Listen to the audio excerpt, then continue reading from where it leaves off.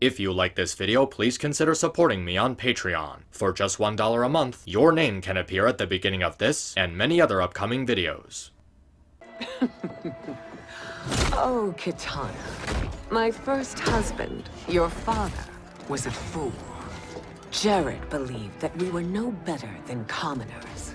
He refused to assert the privileges of our throne. He traded away our powers, our divine rights. Edenia grew weak and vulnerable. Then Shao Kahn invaded, embracing his power, taking what was his. Here was a man unashamed to assert his privilege, and who vowed to protect mine. I had found my true love, and to consecrate our bond, I killed Jared for him. Okay. I'm just gonna— What the fuck is this?!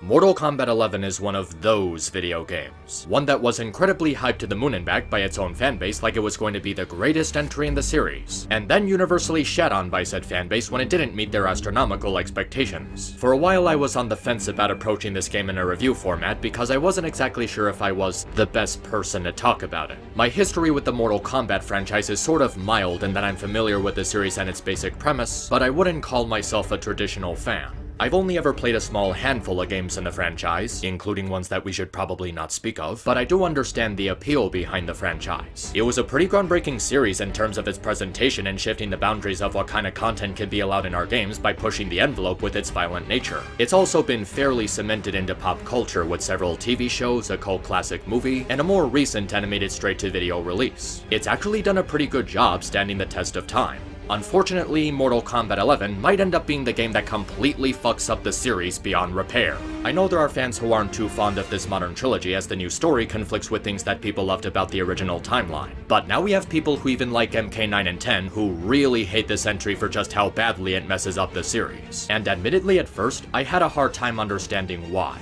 This may come across as somewhat controversial amongst gamers, but I'm of the opinion that when it comes to video games, the story isn't the most important element of the product. And the reason I say that is because video games are really different when you compare them to movies, TV shows, and literature. Unlike those other three, video games require you to be directly involved with how they're designed. As with a movie or TV show where you just have to sit on the couch and look at the screen, you have to actively engage with the way a game is developed. It also makes a video game more of a challenge to review. Instead of just talking about the cutscenes and the graphics, you have to talk about absolutely everything that's on the disc. The controls, the weight of the gameplay, the amount of content that's being sold for $60, the level layout, the freedom in player choice, the list goes on. A video game holds many aspects when compared to other forms of media, which is why I feel it wrong for people to prioritize and say the story of a game. Because the story isn't going to matter if everything else in the game sucks. If the story ends up being the only good thing about a video game, then it fundamentally fails as a video game because it's more fun to watch than it is to play. And I'm pretty sure that games are meant to be played by individual people instead of just watching someone else do it on YouTube. It's why I prioritize gameplay and mechanics over everything else when it comes to video games. You're not paying to watch a movie or a TV show when you're not paying to read a book or a comic. You're paying for an interactive experience. I say these things because they help represent my first impressions with MK11, because I did find myself enjoying it at first. As a fighting game, MK11 still feels like a fighting game, and it doesn't do anything to go against that concept of design. Each fighter feels unique with their own speed and weight, making them feel different from each other, adding variety to the combat. They also have a lot of different identities and combo styles, so you can freely experiment with which fighters you want to utilize most. There's the addition of being able to customize fighters by slotting different abilities to them, so you can further tweak how you would normally use each character to add more agency to your combos. They're versatile, hard-hitting, and they add a lot to your playstyle. There's enough individuality for each fighter to give the player a reason to try all of them out, exploring the different movesets and mechanics and unlocking all the arcade endings. Overall, the fighting itself is pretty clean and refreshing, which is enough to make it feel like a proper fighting game. And there's a satisfying number of fighters to control to practice all those sweet combos. I'd comment on how satisfying the game is visually, what with the crushing blows and dozens of fatalities, but I'm pretty sure that goes without saying. So in terms of functioning as a fighting game, MK11 seems to do a pretty good job functioning as a fighting game, so I wasn't exactly sure where the problems were coming from. Then I started playing Towers of Time, learned about the game's political agenda, and saw Sindel's arcade ending. I totally get it now. It's such an embarrassing step backwards that makes you wonder what the hell was even going on in between games. Even as someone who isn't a huge MK fan, I feel like this franchise was done so filthy by this fucking entry, to the point where nothing about the refined combat is enough to justify this level of incompetence and terrible design. God, where do I even start?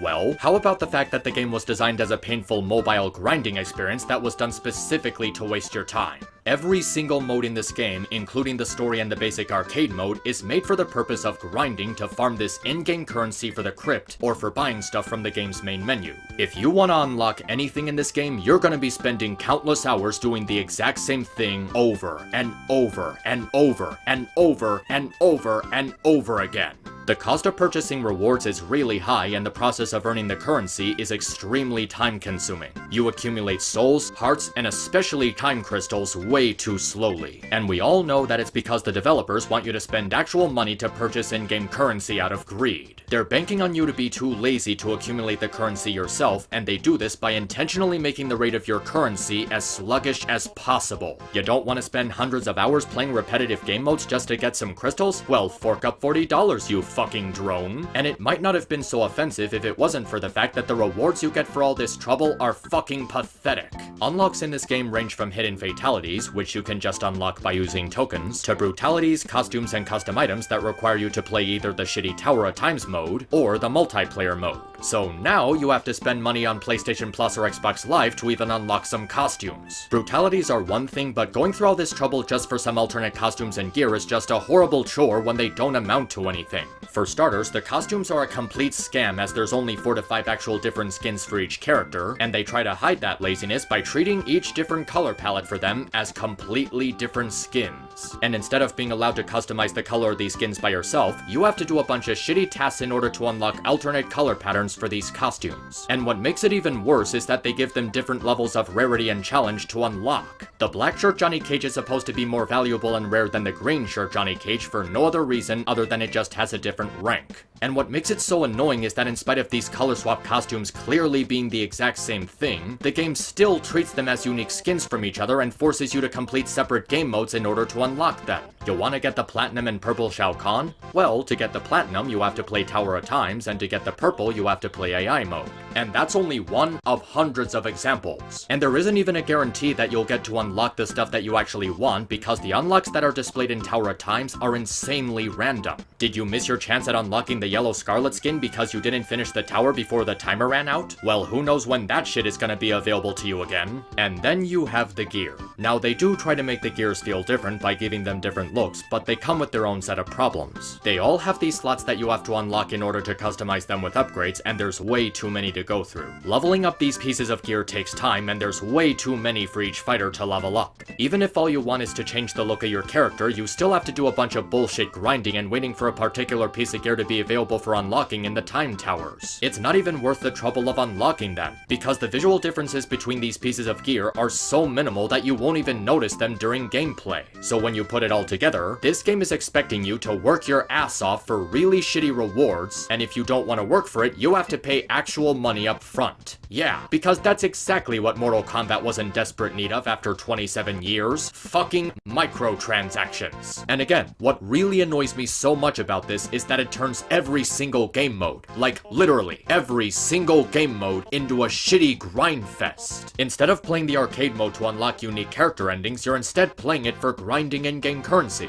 Did you want to play the story mode to actually experience the story? Nope, it's just another excuse for grinding shitty in-game currency to purchase meaningless items. One of the most egregious examples of this game's mobile grinding nature is how it forced you to perform 50 fatalities on every single fighter in the game to unlock additional areas in the Crypt. And I am aware that they cut it in half so you only have to do 25, but that just feels like an insult to anyone who might have already done the 50. And even with the fatality requirement being cut in half, it still feels like you're doing this forever. It would have been one thing if they allowed us to increase the counter by going to fatality training to make the process go by faster, but you can only increase the counter by performing fatality fatalities in arcade mode or in the time towers mode. You still have to do 25 battles with every single character to perform the fatalities and unlock their spot in the Crypt Palace. That's 625 matches in total. And before, it was 1,250 matches, which is just fucking ridiculous. And you know what? I don't care if they cut it down from 50 to 25. Just the fact that they even did this in the first place is more than enough of an insult because they clearly meant for it to be this ridiculously time-consuming and repetitive. But the worst thing about this is that all of the time and effort you put into grinding doesn't matter because MK11 is always online,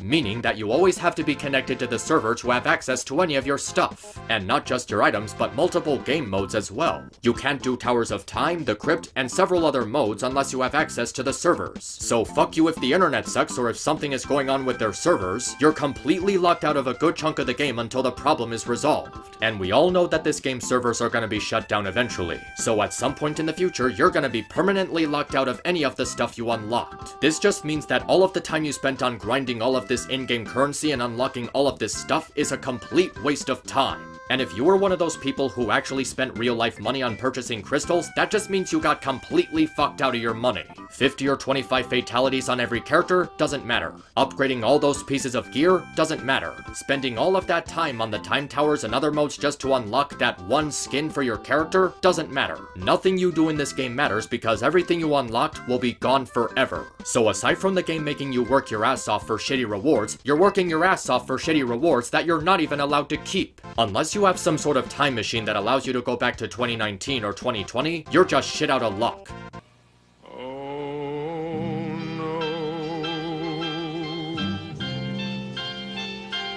But at least the modes themselves are fun to play, right? Wrong. Even if you're not bothered by the grinding aspect, these modes are such a chore to get through that you'd rather be spending your afternoon doing actual chores around your house. First, let's talk about the time towers because holy fuck, the time towers suck ass. First, you have character towers for each fighter in the roster that you complete to unlock stuff that's unique for each character. The problem is that you're not allowed to simply progress to the next series of towers after completing the current one. In order to gain access to all the towers, you have to perform a certain action multiple times with every single fighter. And I mean every single fighter. 5,000 pints of blood spilt with Kano, 5,000 pints of blood spilt with Sonya, 15 fatal blows with Spawn, 15 fatal blows with Nightwolf, 10 brutalities with Devora, 10 brutalities with Scorpion, and that's not even a tenth of it. You'll spend hours on end doing the exact same things over and over and over with every single character, and it's so fucking boring. And aside from forcing you to rinse and repeat certain actions, the time towers have other ways to shit around with you. See, the Towers of Time has this system where both you and your opponent use items to battle each other, like summoning an ally or firing a projectile. A concept that sounds interesting on paper, but the way it's executed is fucked beyond repair. You know that bullshit from the World of Light in Super Smash Bros. Ultimate where the difficulty of the fights is artificially patched by stupid shit like a poison floor or a fire floor, and the computer having a stupid buff and other stupid shit, to the point where it's literally impossible to win certain battles unless you have certain spirits or assist items? Yeah, imagine an entire mode like that in Mortal Kombat, where instead of your progress being defined by your actual skill level and knowledge of the game's mechanics, it's instead defined by which items you use to cheese through the fights, like crystals that restore your health an infinite amount of times, which completely removes any sort of challenge. And I can already tell there's some of you going into the comment section to say, well, if you don't want to use items, then go in blind and don't fucking use them. Well, that excuse is made completely irrelevant by the fact that some of these challenges are literally impossible to complete without using certain items. And it's not because the AI's difficulty is set too high, it's because the time towers are constantly giving the computer random, unfair, and completely full of shit advantages that range from stun locking you endlessly to dealing damage over time if you step in front of a laser, landmines that damage you and send you flying around, ice storms that constantly immobilize your fighter, things that are constantly interrupting your combos and giving the opponent an unfair opening.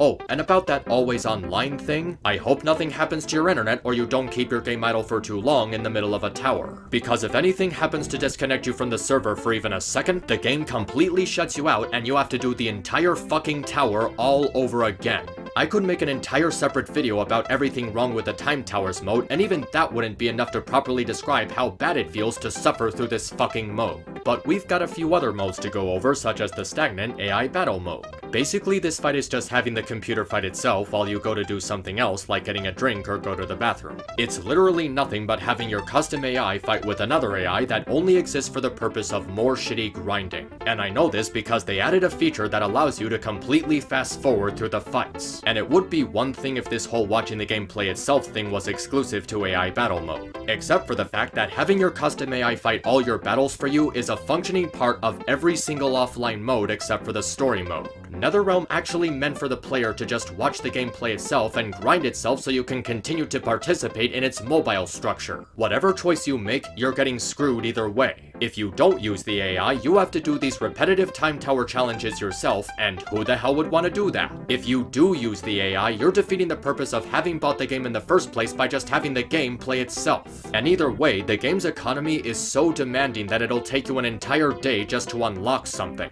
Whether you're playing the game yourself or having the AI do it for you, it's designed in a way to wear out your patience to the point where you just want to throw in the towel and buy some in-game currency. Trying to unlock any skins or any gears for any of your characters are so draining to go through that you'd might as well just go with the default skins because it's not worth it. And that's not even including the multiplayer modes that are only available if you're willing to fork over another $60. And before you say I can just unlock skins and gears by going to the Crypt, there's two things wrong with that. First, as I said earlier, you accumulate in-game currency far too slowly. So before you can actually unlock anything in the Crypt, you have to spend hours, days, maybe weeks on end farming coins, souls, and hearts to open any of the chests. Second, the Crypt itself is extremely boring. You have the typical exploration and finding special items to unlock new paths, but they don't add anything to make it fun. All you do is just aimlessly run around opening random chests and hope that they have something you actually want. Sometimes you'll get skins and gears, but other times you'll get stuff that's completely useless. From concept art you're never gonna look at unless you're amongst the most obsessed of MK fans, to rewards that are absolutely laughable like unlocking the game's music to listen to in the bonus menu. The Crypt is also expansive with a lot of areas, but they didn't put any fast travel into it. If you want to get somewhere, you have to do it on foot, spending entire minutes running through dozens of areas you've already been through just to get to the location that you're actually interested in.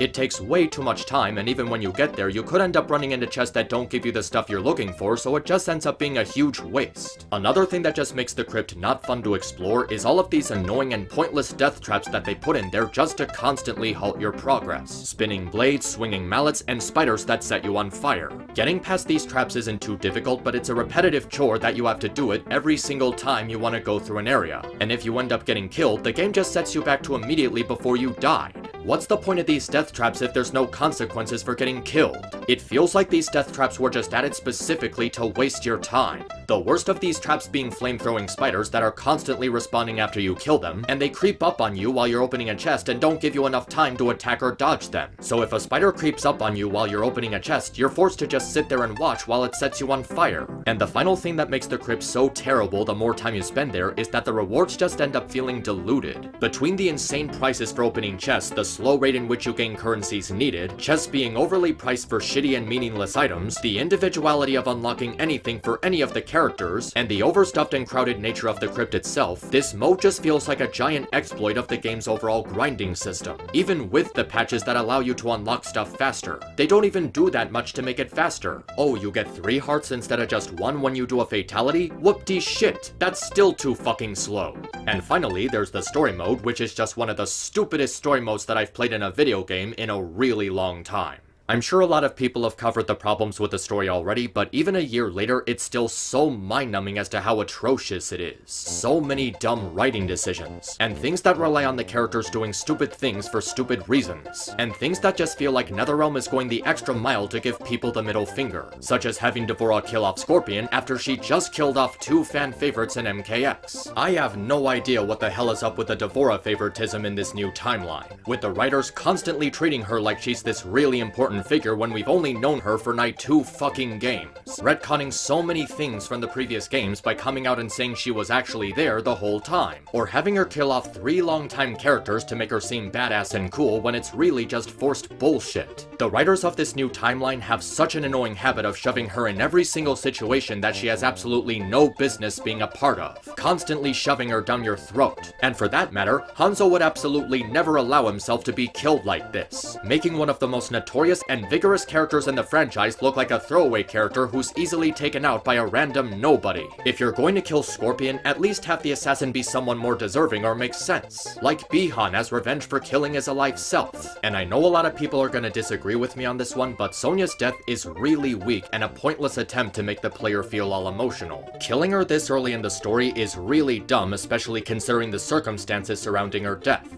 Why the hell does she just sacrifice herself when they have more than enough time to rescue her? It would be one thing if there was some sort of dire time limit or a race against the clock, but the situation doesn't have anything like that. And what makes it even worse is that her supposedly heroic sacrifice ends up getting retconned because Kronika shows up and restores the damage. She literally dies for nothing, so her death and sacrifice are completely pointless. And there's a whole bunch of characters who completely disappear from the story without getting any proper closure. Devora never shows up again after killing Hanzo as if to say she was just there specifically to kill a fan favorite for the sake of the lulz. And what exactly happened to Scarlet after Katana kicked her ass? Did they just leave her unconscious? Did they lock her up? Was she executed? She literally just disappears from the story. And this is just two of several examples of the game pulling this shit. And in a story that revolves around time travel, there's so much that doesn't even make any sense. If figures of the past carry out their pain to their future selves, how are Johnny Cage, Scorpion, and Jax able to beat the shit out of themselves without causing self-harm? How can present Liu Kang still pass Liu Kang's soul without immediately disappearing? If Kronika is trying to raise an army to stall time for her plan, why would she bring back heroes from the past who would obviously side against her?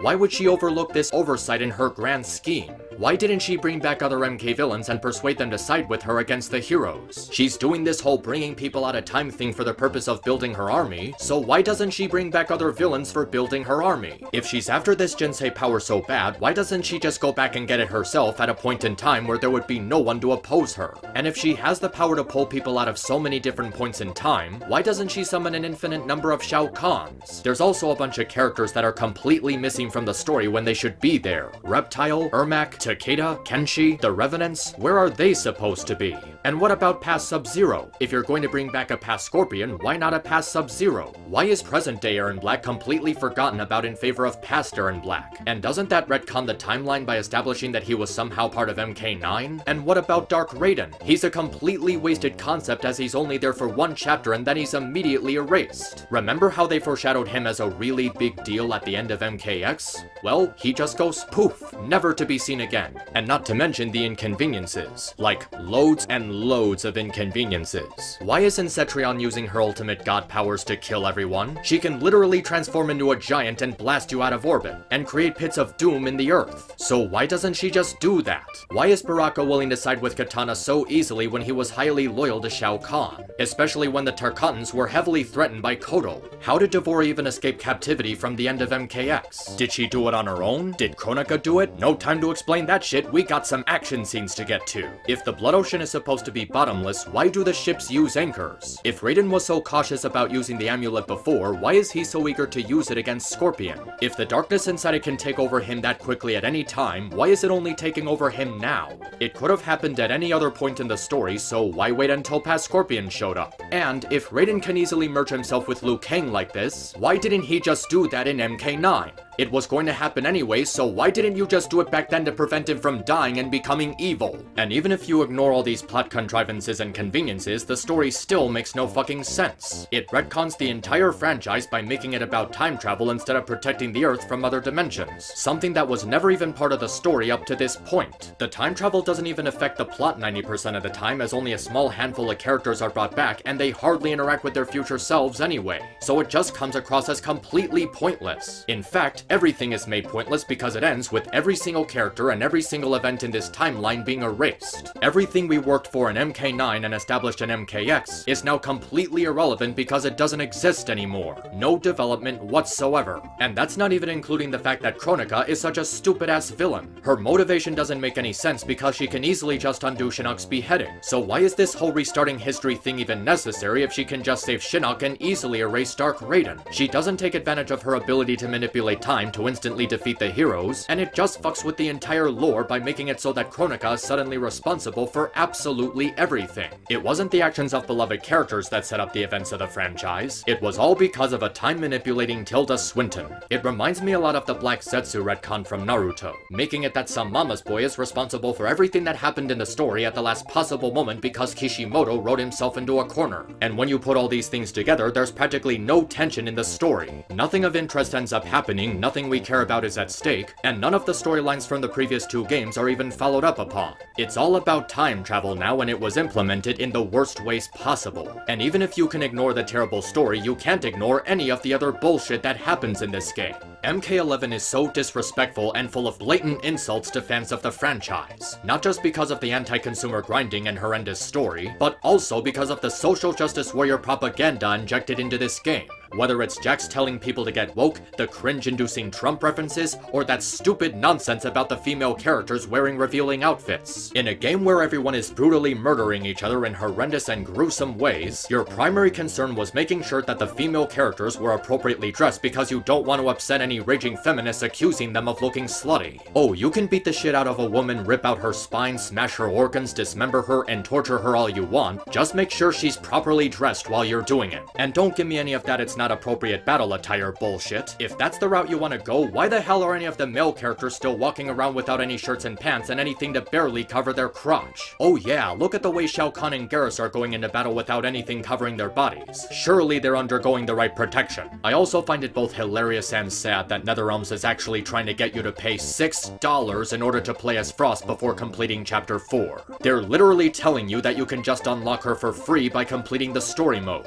And if you were actually stupid enough to actually fall for this, you deserve to lose your hard-earned money. Were you really so impatient that you decided to give the scumbags at NetherRealm more money just for early access to a single character? You could just play the story mode on very easy mode and skip the cutscenes and you'll beat Chapter 4 in 10 minutes. This whole pay $6 for early access to Frost thing is so disgusting, and such a giant middle finger from NRS trying to exploit their fans, disrespecting their intelligence so thoroughly and stooping to such a pathetic low to line their pockets with money. And you wanna know what the worst part is? That's not even the most insulting thing about this game. The most insulting thing about MK11 is the absolute disrespect they showed to Sindel and her fans by assassinating her character, retconning her into an evil power-hungry dictator who betrays her daughter and killed Jared in favor of Shao Kahn. I could forgive the story for being shit, but this is some of the absolute lowest that I've ever seen a video game company stoop to disrespect their fans in such an aggressive manner. They took a character that a lot of people really cared about, destroyed her, and replaced her with a shitty version of said character knowing that it was going to piss people off. And the lies they're trying to tell you about how this was how her character always was from the very beginning in spite of it being an obvious retcon from her previous entries in other games is despicable and pathetic. And not only did they do this once, they had the fucking nerve to do it twice. After everyone spent 6 months raging at NetherRealm for this god-awful writing decision, they made the decision to place her in the Aftermath DLC, and made the decision to characterize her as evil again. They were given a very clear chance to make it that she was just being brainwashed, but these pieces of shit were so proud of this god-awful writing decision that they woefully decided to give MK fans an even bigger middle finger than before, by being far more upfront about how evil they wanted her to be. The earlier games clearly had her portrayed as a completely different person, so by retconning Sindel like this, they don't even give a shit about keeping track of the timeline. If you have time, I highly suggest you check out the Fort Snake's videos on this topic, because he goes into far more detail about this atrocious writing decision than I could possibly hope to. When you not only stick to a terrible decision, but stick to a terrible decision twice, and even worse than before, after everyone told you what was wrong with it, you have a problem. Oh, and for anyone who says the Aftermath DLC has better writing than the base game story, it really doesn't.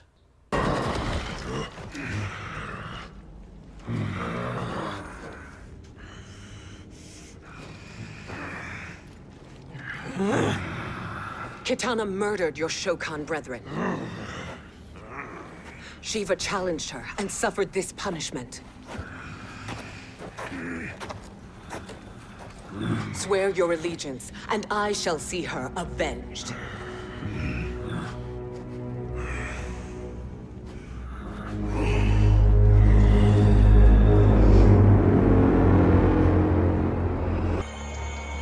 Thank you.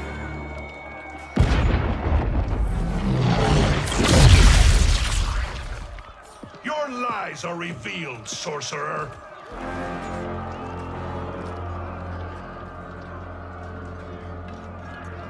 Shang Tsung? You should be more vigilant, Fujin. Now bear witness. As the power to decide destiny becomes mine.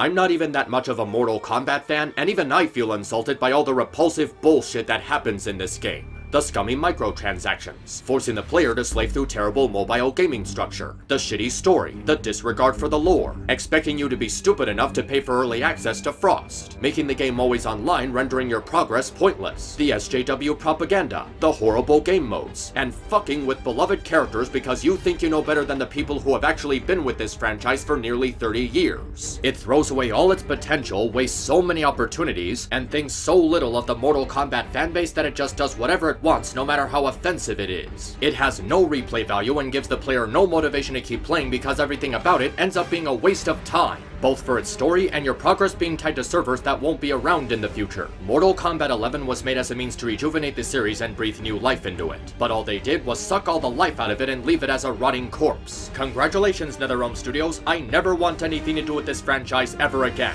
At least Kingdom Hearts 3 maintained elements that people loved about the first two games, and there's room for the series to improve in the future. There is no coming back for Mortal Kombat after this abortion of a video game. From its politics, to its scams, to its writing, to its disregard for people who were loyal to the franchise for so long and its own continuity. And now I can never think about Mortal Kombat again without being reminded that this disaster of a game was brought into existence. I hope you're proud of yourselves.